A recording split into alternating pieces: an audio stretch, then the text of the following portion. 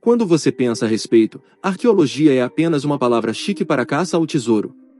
Quando os arqueólogos cavam o passado figurativa e literalmente, o que eles realmente procuram é um tesouro antigo. A verdade é que descobertas de tesouros valiosas são raras, mas isso só torna ainda mais especial quando são feitas. Neste vídeo, vamos juntos conferir algumas das melhores e mais incríveis descobertas já feitas até hoje. Começando com o artefato de Eyton Eastfield Hoare, chamado assim porque foi encontrado em um campo a leste da cidade de Eyton em Yorkshire, na Inglaterra, no ano de 1849. O item não estava apenas repousando no campo, ele teve que ser cuidadosamente retirado de dentro de uma cova em um cemitério muito antigo. A maioria dos objetos eram ferramentas de pedras e chifres, todas datadas da Era Neolítica. Os testes de datação por radiocarbono realizados nos restos humanos dentro da cova confirmam uma idade aproximada de 5.100 anos. Os artefatos mais impressionantes são seus 3 machados, além de um conjunto de 5 pontas de flechas, um par de lâminas de sílex, uma ferramenta semelhante a uma cabeça de massa feita de chifre, 2 facas e uma faca de sílex bem polida. Os historiadores acham estranho que tantas ferramentas tenham sido enterradas com uma única pessoa. Como as ferramentas tinham valor intrínseco e normalmente seriam levadas por outra pessoa quando seu dono falecesse, é possível que a pessoa enterrada na cova fosse um mestre artesão e ninguém mais fosse considerado digno de possuir suas ferramentas. Nossa próxima descoberta também aconteceu na Inglaterra, mas é bem mais recente. Em dezembro de 2022, os arqueólogos confirmaram a descoberta do que descreveram como um colar de ouro único, perto da cidade de Northampton. O colar, que os especialistas dizem ser o mais rico do gênero já encontrado nas Ilhas Britânicas, foi feito entre os anos 630 e 670. Possui 30 pingentes diferentes, sendo a maioria feito de pedras semipreciosas, granadas de vidro, ouro e moedas romanas antigas. No centro do colar está um pingente retangular em formato de cruz feito de granadas vermelhas engastadas em ouro. Parece que pode ter feito parte de um fecho articulado, mas foi reaproveitado quando o colar foi criado. Como a maioria das descobertas desse tipo, o colar foi encontrado dentro de um túmulo. Ainda não foi possível identificar a pessoa na sepultura, mas com base na riqueza dos bens funerários, pode-se presumir que ela era uma mulher de alto status, talvez até mesmo uma com conexões com a realeza. Vamos deixar a Inglaterra agora, mas só para seguir para o norte até a Escócia. Foi lá que o Lochar Mos Torque foi descoberto no início do século XIX. O torque, que é uma espécie de gargantilha antiga, adornava o pescoço dos usuários.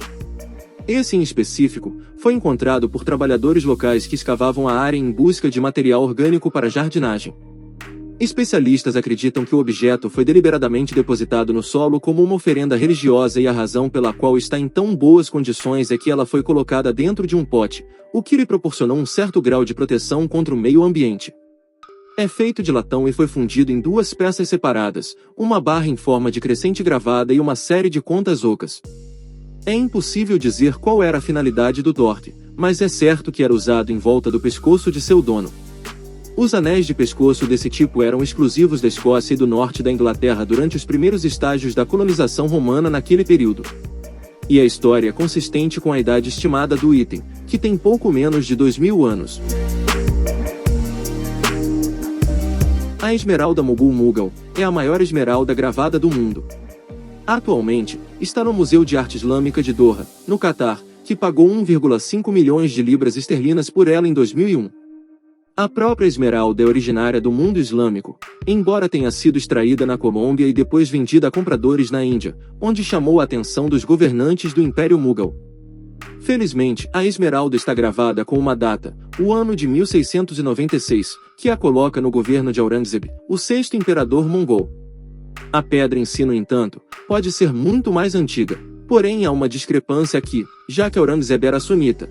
Considerando que as inscrições na esmeralda são expressamente xiitas, provavelmente pertencia a um dos oficiais ou cortesãos do imperador, e não ao próprio imperador. A esmeralda pesa 217 quilates e é esculpida em toda a sua superfície com decorações foliares junto com as invocações xiitas. Existem orifícios perfurados em todos os 4 lados da esmeralda retangular para que acessórios possam ser afixados, mas atualmente não tem nenhum e não sabemos se já teve. A seguir temos o colar de Sintra, assim chamado porque foi encontrado perto de Sintra, em Portugal, em 1878. O artefato é um anel de pescoço de ouro que data da Idade do Bronze, algo entre 2.800 e 3.000 anos atrás. É composto por 3 barras grossas que foram afuniladas e depois fundidas nas extremidades. A gola ainda tem sua placa de elo com nervuras originais, o que é surpreendente dada sua delicadeza e quão frouxamente está presa ao resto do artefato. Decorações geométricas cuidadosamente entalhadas nos segmentos frontais das barras, as dividem em painéis cercados por padrões triangulares conhecidos como o desenho do dente de cachorro.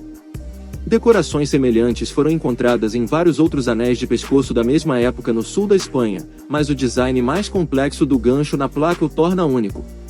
Apesar de ter sido encontrado em Portugal por trabalhadores que escavavam uma vala numa pedreira, o colar de Sintra encontra-se agora no British Museum em Londres, que o comprou do proprietário da pedreira no ano de 1900. O anel de Teseu foi descoberto durante as operações de construção no centro da cidade de Atenas, na Grécia, durante a década de 1950. Diz a lenda que pertenceu a Teseu, o fundador de Atenas. Contudo, não há nenhuma evidência sólida de que Teseu tenha realmente existido, porém isso não é muito surpreendente. A análise científica do anel de ouro confirmou que ele tem cerca de 3.500 anos, tornando-o um item do período micênico e está em condições notavelmente boas para uma peça de tal idade. Com a representação de uma cena de salto de touro ainda claramente visível gravada em sua superfície, na verdade está em tão bom estado, que sua idade foi novamente verificada por testes realizados em 2006, já que muitos especialistas pensaram que era uma farsa. O nome está ligado a um mito sobre Teseu, que diz que ele nadou até o fundo do oceano para recuperar um anel jogado pelo rei Minos, e assim demonstrou que tinha o poder de um deus. Dado que os humanos não podem nadar até as profundezas do oceano sem aparelhos respiratórios, não há como o mito ser verdadeiro e, portanto, este não pode ser o mesmo anel, mas é uma história interessante do mesmo jeito. Dar anéis aos nossos parceiros como símbolos de nosso amor é uma tradição tão antiga quanto o tempo, como podemos ver aqui com este símbolo de amor de 600 anos que foi encontrado em Fulford, na Inglaterra. Agora conhecido como Fulford Ring, está em exibição no Museu de Yorkshire. O anel de ouro fino foi encontrado enterrado em um campo pelo detector de metais de Paul Botson em dezembro de 2016. O artefato é uma aliança de ouro cravejada com pedras preciosas de esmeralda e rubi, também com gravuras delicadas de flores. Embora encontrar um anel com um rubi ou uma esmeralda dessa época não seja necessariamente incomum, encontrar um que tenha os dois é raro. Teria sido um item exótico no século XV e provavelmente foi importado para a Inglaterra, vindo do norte da África ou do Oriente Médio com grande custo. Naquela época, rubis eram um símbolo de amor e esmeraldas eram um símbolo de castidade. Isso torna altamente provável que esta peça tenha sido um anel de noivado, e por ser considerado tão valioso e exclusivo, pode até ter pertencido a alguém com conexões com a família real. Os Três Irmãos, esse é o nome incomum de uma peça de joalheria que foi criada durante o século XIV, mas desapareceu no século XVII e nunca foi redescoberta. Só sabemos como é porque uma pintura da peça foi encomendada pela cidade de Basel, na Suíça no ano de 1500. É formado por um trio de espinélios vermelhos dispostos em torno de um losango central, e já foi um dos tesouros mais cobiçados da Europa. Foi encomendado pelo Duque John, o destemido da Borgonha, e passou a fazer parte das joias da coroa da Borgonha, permanecendo lá por um século antes de ser vendido para Jacob Fugger, um banqueiro alemão. A partir daí, os Três Irmãos foram vendidos ao rei Eduardo VI da Inglaterra, que os tornou parte das joias da coroa. Como parte das joias da coroa, a peça passou a pertencer e ser usada pela rainha Elizabeth I e pelo rei James I. Depois disso, acredita-se que Henrietta Maria, esposa de Carlos I, tenha tentado vender os Três Irmãos para arrecadar dinheiro para a Guerra Civil Inglesa. A história não registra para quem ela vendeu, mas a joia não é vista desde 1645. Nossa próxima descoberta é o Tesouro de Córdoba, assim chamado porque foi encontrado nos arredores da região de Córdoba, na Espanha em 1915. É descrito como uma incrível coleção de prata da Idade do Ferro, e na época de sua descoberta os arqueólogos acreditavam que o tesouro havia sido enterrado por seus donos por segurança, mas por alguma razão eles nunca voltaram para buscá-lo. A região de Córdoba era parte do Império Romano no período em que se supõe que o tesouro foi enterrado, mas o estilo das joias de prata indica uma forte influência céltica na região. O que é melhor visto no estilo desse grande torque, ou anéis de pescoço, com cones duplos nas extremidades, além das decorações zoomórficas que decoram 8 itens da coleção. Todos os artefatos foram identificados, exceto por um par de pedaços de prata que estavam incompletos no momento de seu enterro, ou foram seriamente danificados desde que todo o tesouro de Córdoba foi vendido a um colecionador de arte americano na década de 1920, que posteriormente vendeu para o Museu Britânico em 1932. O Trier Gold Hoard é o padrão ouro pelo qual todas as outras descobertas de moedas de ouro são julgadas. A enorme quantidade de moedas de ouro romanas foi encontrada por trabalhadores da construção civil que construíam um estacionamento subterrâneo na Alemanha em 1993. Um dos escavadores acidentalmente abriu um caldeirão de bronze, dentro do qual havia 2.650 moedas, sendo a mais antiga cunhada em 63 d.C. durante o reinado do famoso imperador romano.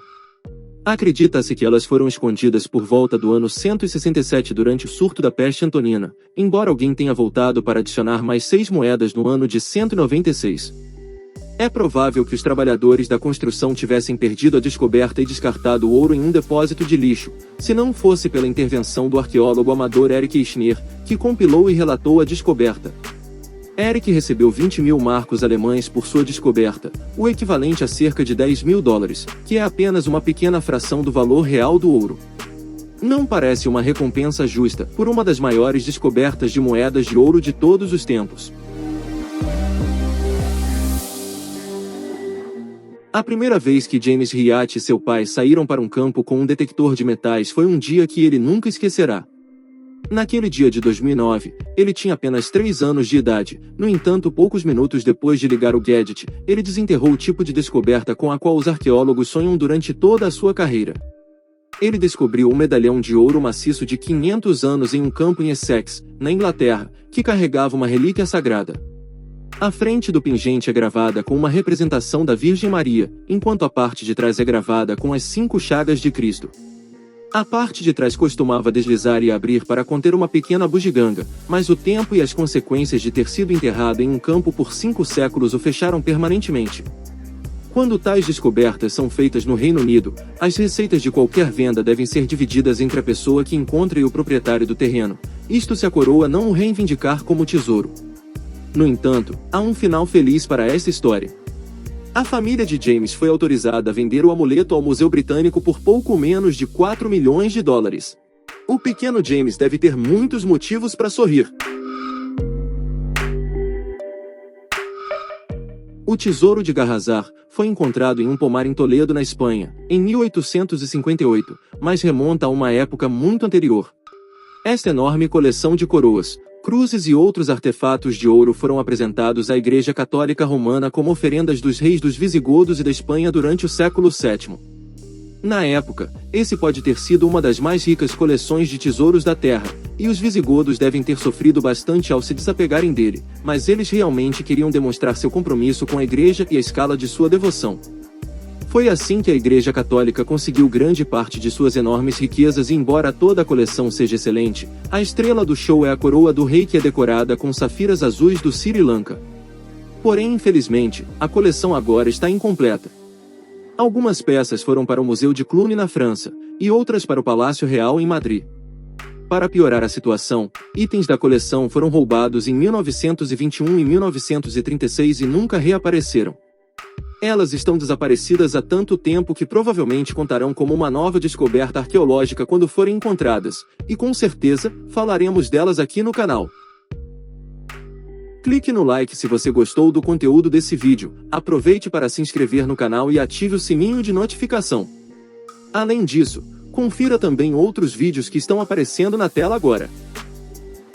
Obrigado por assistir e te vejo na próxima, até mais!